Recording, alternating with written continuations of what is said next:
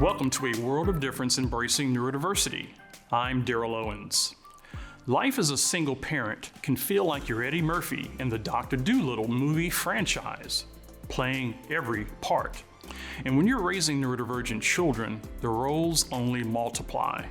One moment brings pure joy, watching your child's unique strengths shine. The next brings exhaustion, juggling work, school, therapies, and wondering if you're doing enough. The challenges are real.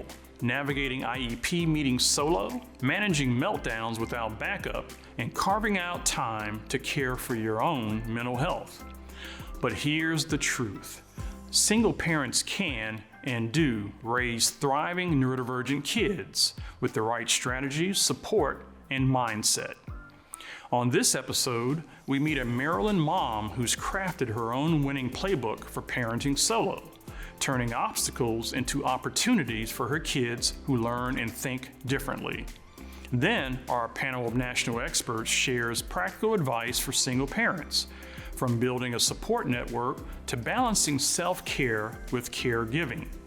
And later, we introduce our newest difference maker, a young golfer, entrepreneur, and autism advocate who's crushing drives on the links, but isn't old enough to drive.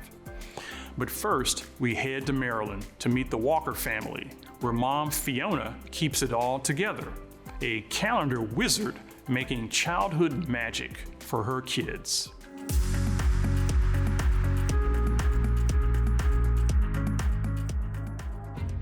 Well, my name is Fiona Walker, and I'm a single mom of twins, Gabriella and Isaiah. We're a household of, ADHD family. Like, folks think that your kids are supposed to typically be able to do this or that at a certain age. Like, your kid's not sitting still, they should know how to sit and quiet, or you should know how to control your child, or, I feel alone in those spaces that my kids and I were just too much at times. And it makes me feel like, I don't want to meet too many new people because I'm like, they're going to look at me strange, or look at my kids strange, or they're too loud, or they're flipping all over the place, or they're yelling in the background.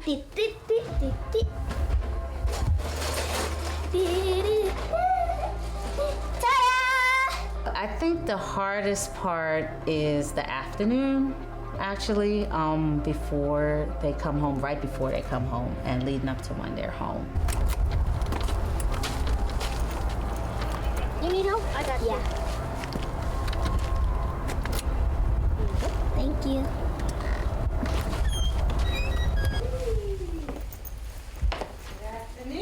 Good afternoon.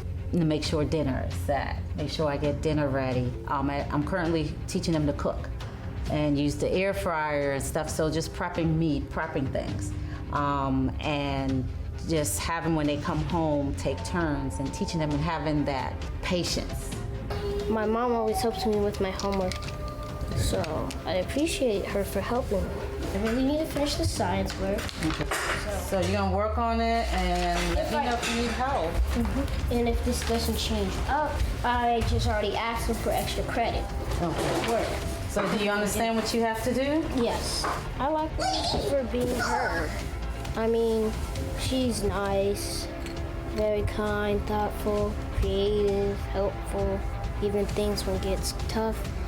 And she just inspires me. So I got the call about her being suspended for getting into a fight. This is the day in the life of a family with ADHD, neurodiversity, this is us.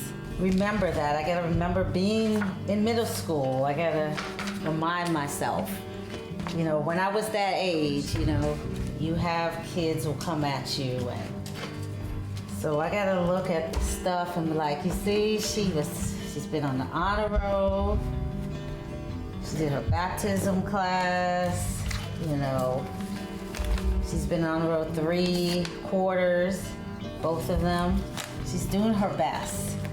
We have good days, we have bad days, and I just remember that by looking over things, because I don't want to just jump in and attack and say, why didn't you do this?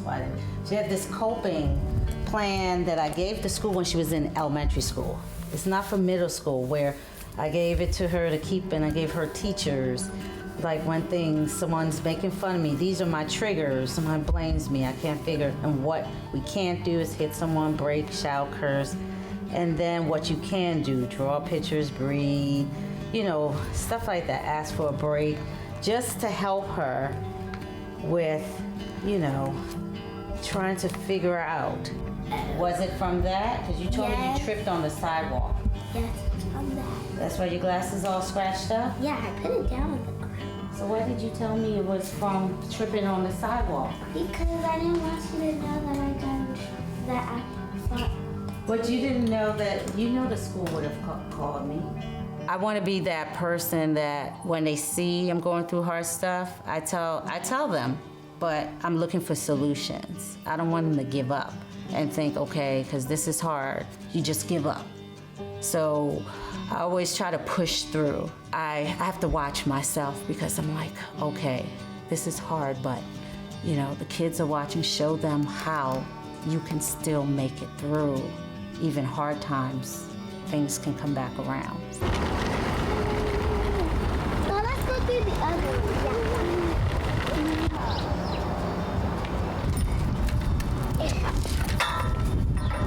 I love that she's always supporting and there's somebody that I can talk to.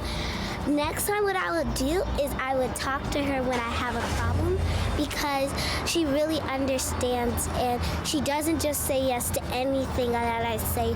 She actually listens and tells me what's right and wrong. That's what I love about my mom.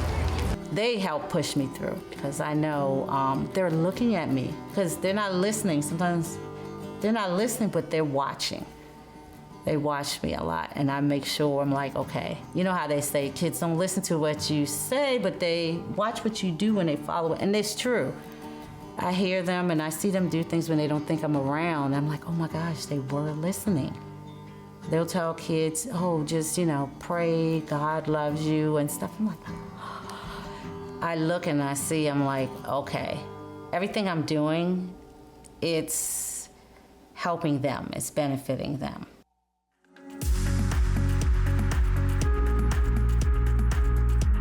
Next, our panel of national experts offers actionable strategies for single parents raising neurodivergent children, tips to help you manage stress, advocate for your child, and create a home where differences are celebrated.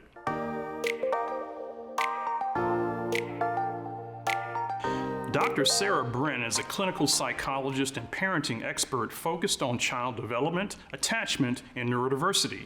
She co-founded Upsure Brin Psychology Group and hosts a securely attached podcast, translating research into practical strategies for families. Her work emphasizes emotional regulation, resilience, and compassionate parenting from infancy through adolescence. Clarissa Harwell is a licensed clinical social worker and a psychotherapist specializing in neurodivergence, trauma, and LGBTQIA+ care. She directs behavioral health programs, conducts autism and ADHD assessments, and trains schools and agencies on neurodivergent affirming parenting. Clarissa brings extensive experience in crisis intervention and family support.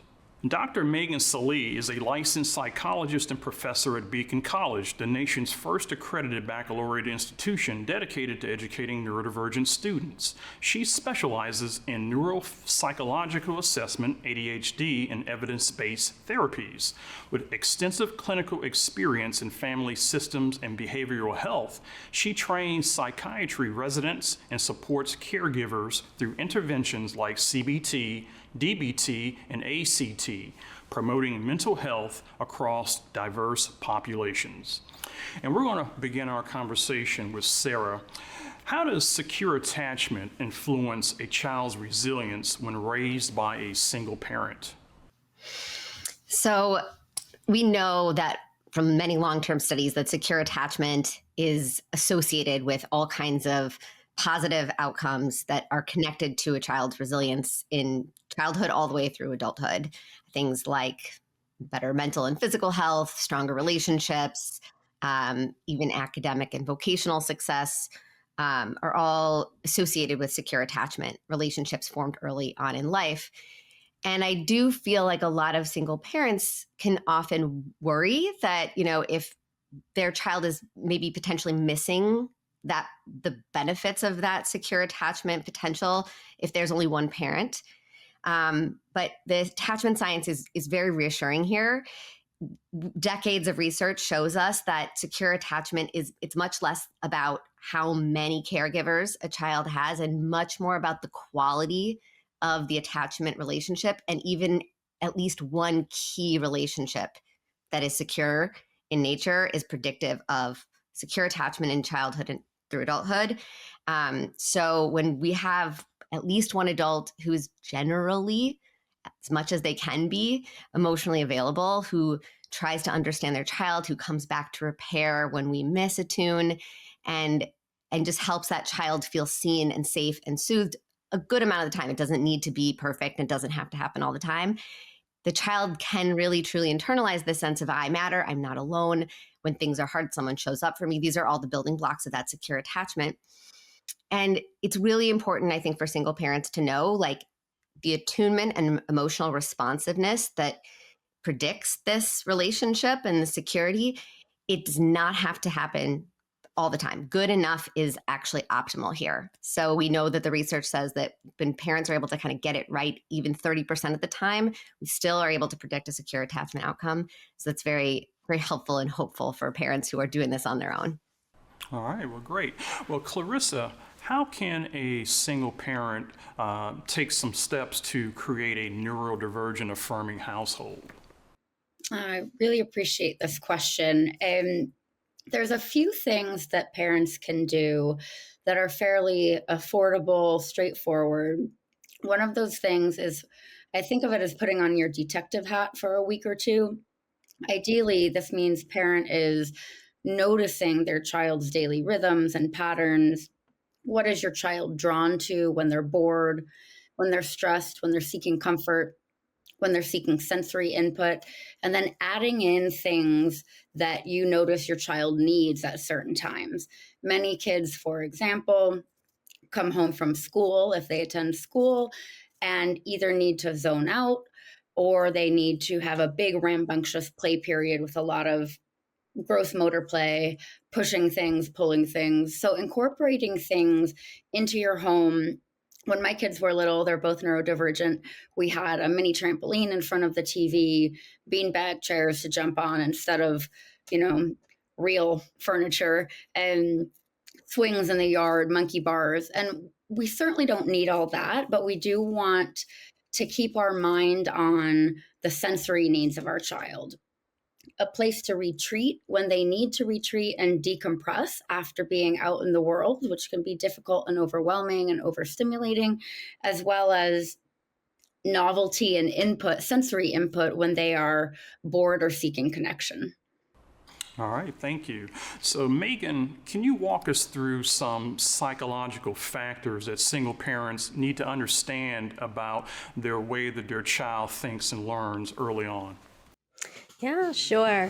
So for our neurodivergent kiddos, this is not going to be a secret to them from early on that maybe they're feeling different than their peers.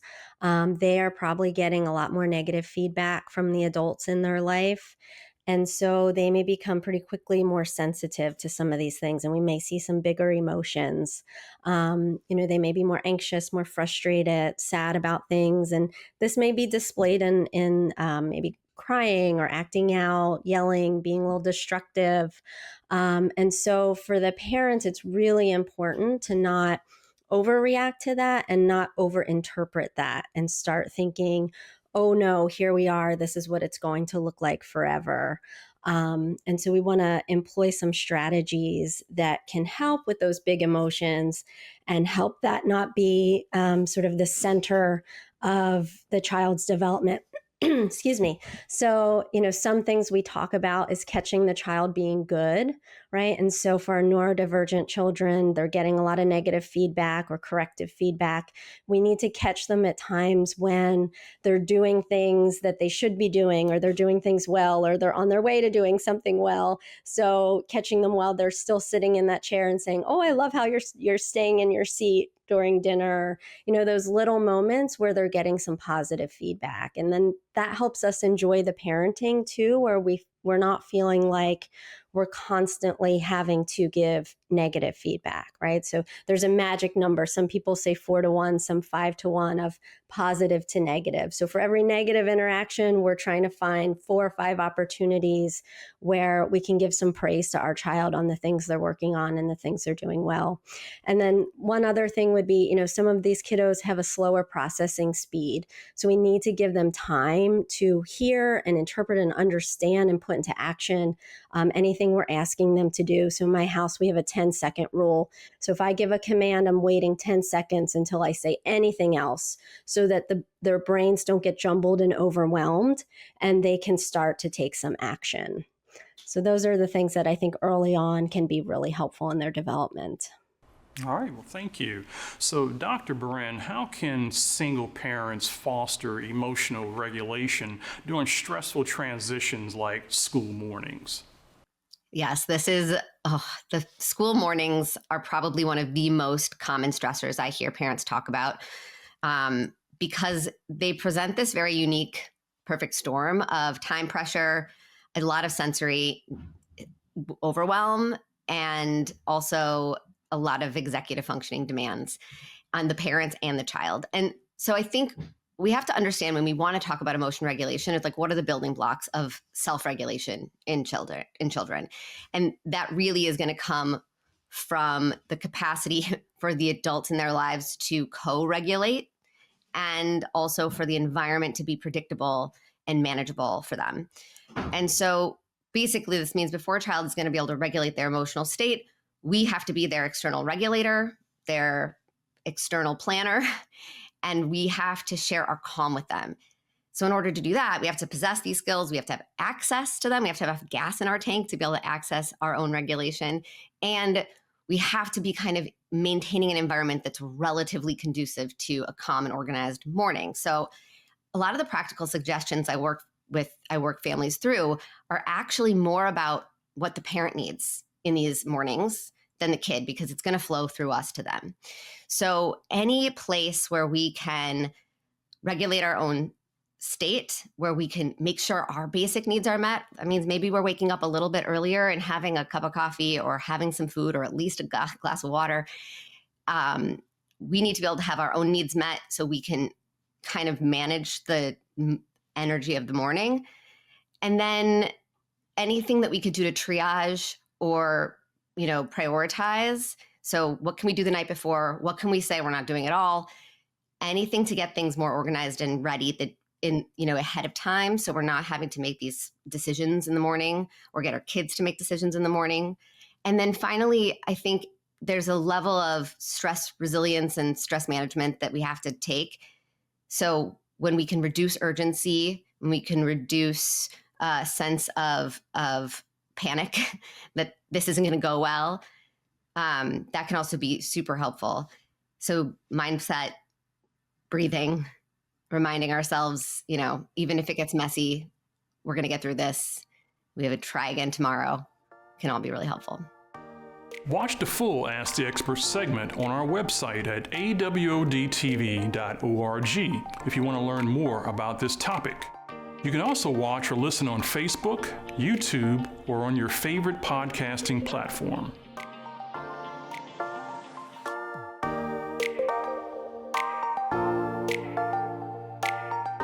Now, let's meet our latest difference maker. Golf isn't just a game for Carter Bonus. It's a lifeline.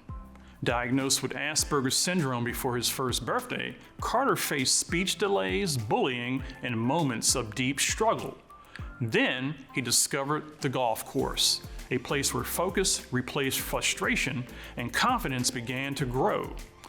That spark led to something bigger, At just 14, Carter is the founder and CEO of Spectrum Golf, an apparel brand built for comfort and inclusion.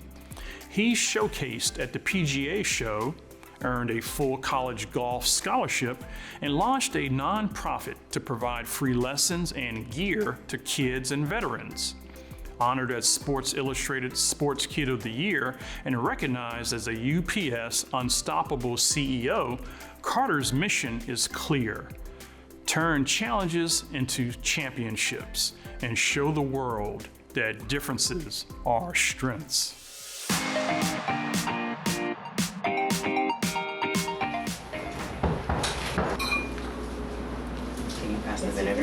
The doctors diagnosed me with autism when I was 1. Back then, having autism was a struggle. I couldn't talk until I was 5. I had some difficulties learning, focusing in class, making friends. It was difficult at first. I think every parent getting a diagnosis like that is hard to accept. So I said, okay, so what do we do? What are the interventions we put in? His favorite quote that he shares all the time is one by Nelson Mandela, that everything seems impossible until you do it, right? And he shared that with me when I say, Carter, we can't. Yes, we can, right? To him, any and everything is possible, and he is teaching me that. I got started with my business and playing golf. Found a good business idea, and that was a line of comfortable golf clothes. The clothes that fitted the dress code felt really uncomfortable for me, so I wanted to have my own golf apparel line so I could have my own comfortable golf clothes, and so I can give comfortable golf clothes to people who have a skin sensitivity just like me. I started a nonprofit called Carter Spectrum Golf, where I give free golf lessons to youth and veterans and introduce them to the game of golf. And I noticed that not a lot of people who look like me were playing golf. Golf is just a really expensive sport, buying the golf bags, golf clubs, fitting them when you grow out of them, and the fees for the golf course. So I wanted to start my own nonprofit so I could cover those costs and just let people discover the joy of playing golf just like I did. Currently I'm working with 85 kids, and it's a lot, but it's just really fun teaching them and introducing them to the game of golf, and it's just something I have a passion for. Knowing the type of stuff that he's been through and knowing how he's gotten over that is really inspirational. So the fact that he even saw a problem with people having a place to connect and actually made the initiative to go out there was really good, because some people on the spectrum don't do that. He did it, and I like it. I don't know if I would have found this new version of myself if I hadn't have found Carter. So one day, I woke up, or my mom woke me up and said, get ready by 10, we have a photo shoot we need to go to. And fast forward, we finish, and everyone is kind of gathering around me, and I find out that I was going to be Sports Illustrated Sports Kid of the Year for 2022, and it was amazing. I was shocked, I was excited. One of Ernie Els' friends saw my news interview. One day we woke up and we checked our emails, and we were just really surprised when he reached out to us. He invited us to the Chubb Classic where I got to meet him, and I actually got to walk 18 holes with him, which was amazing. 2023, I was UPS's Unstoppable CEO, and it was awesome. I wrote my own book called Swinging Beyond the Spectrum, How Autism Became My Superpower on and off the golf course. And it's about the story of my life and the struggles and challenges I had to get through and overcome.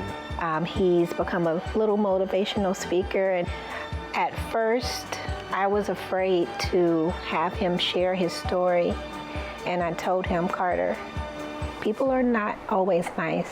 And he says, whether I share it or not, people aren't nice.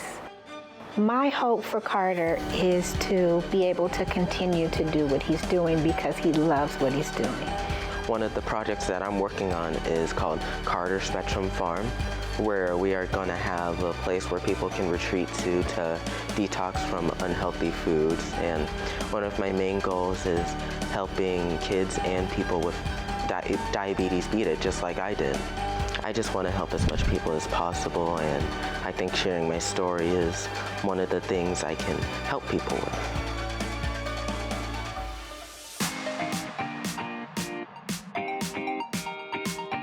Congratulations, Carter Bonus, for making a difference. And that does it for this episode of A World of Difference, Embracing Neurodiversity. I'm Daryl Owens. See you back here next time. You can watch episodes of A World of Difference on the Beacon College Facebook and YouTube channels and on the show's website, awodtv.org. The website also provides tip sheets and other resources for your parenting journey. You can watch the show from the PBS app available on your favorite streaming device, and you can listen on your favorite podcasting platform. Thank you for watching and supporting A World of Difference.